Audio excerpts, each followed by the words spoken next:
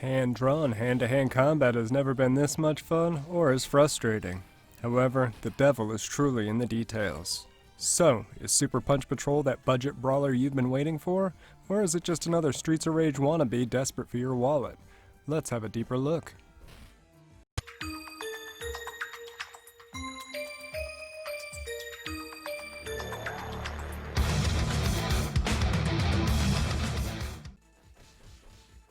If the art style didn't give it away from the start, Super Punch Patrol is from the same developer as the Gunman Clive series for the Nintendo 3DS. Players assume the roles of one of the three playable characters, each feeling just a bit different.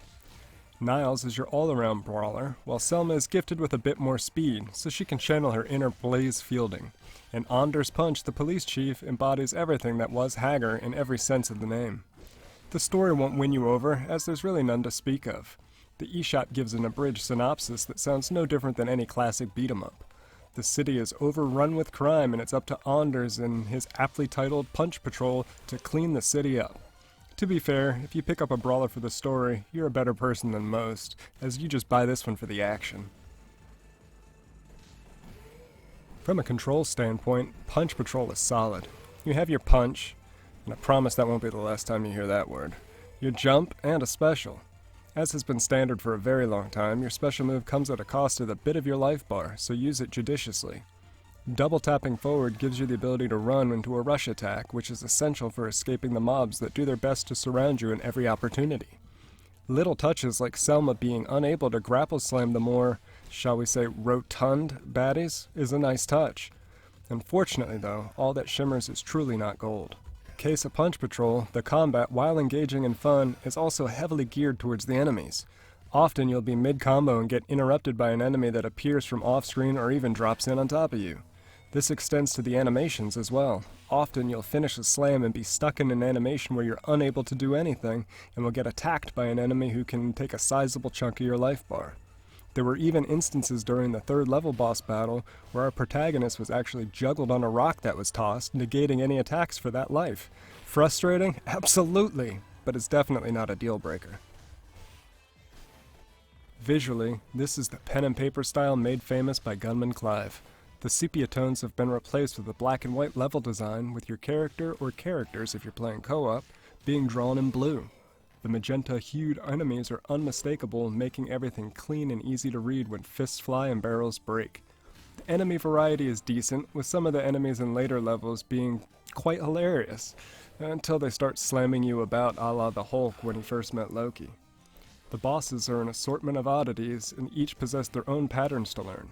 Level variety is good, but they feel very much the same due to the black and white aesthetic. The streets look the same as the sewers, which look like the club, etc. What's drawn gives it personality, but you'll be hard-pressed to find the time to enjoy the details with the enemies constantly bearing down on you.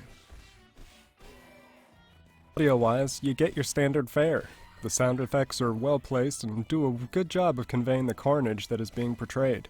The soundtrack, however, is the real star here.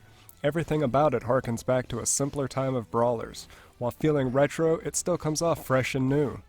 The added character moans and groans are a nice touch and show an attention to detail often overlooked by the more expensive titles. Speaking of price, that is the key to every bit of the value here. Super Punch Patrol comes in at $4.99 and is a title that has all the content of a full-fledged offering. While there's no online play, we are given online leaderboards, which makes every run a competition against the world as well as the bosses. While the game does suffer from some infuriating old-school arcade cheat tactics from the enemies, on the whole this is a solid brawler with limitless replayability if dominating the leaderboards is your type of thing. I mean, they added in extra costumes for everybody as well, so there's always something to go and unlock. Thanks for checking out the review. Do me a favor, if you liked what you saw here, hit that subscribe button, but more importantly, hit that like button to show me that you enjoyed the content, so I'll keep making more of these videos for you guys to enjoy. Make sure you check the description to find all the ways you can follow me on all your favorite social media. Until next time, this is TF Banana. Peace!